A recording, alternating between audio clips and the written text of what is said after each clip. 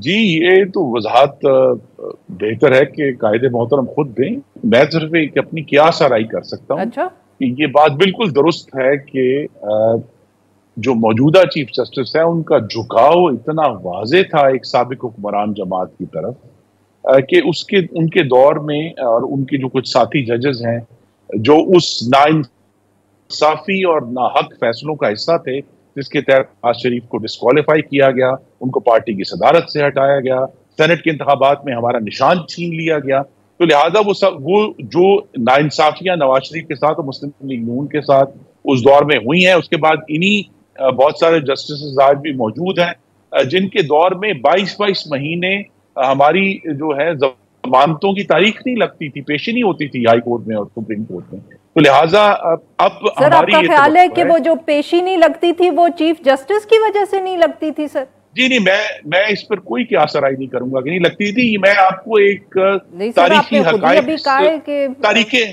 तारीखी नहीं, अच्छा। आप आगे नुक्ते जोड़ रही हैं, मैं तो तारीखी हक़ाइक़ बता रहा हूँ कि हमारे साथ क्या-क्या हुआ।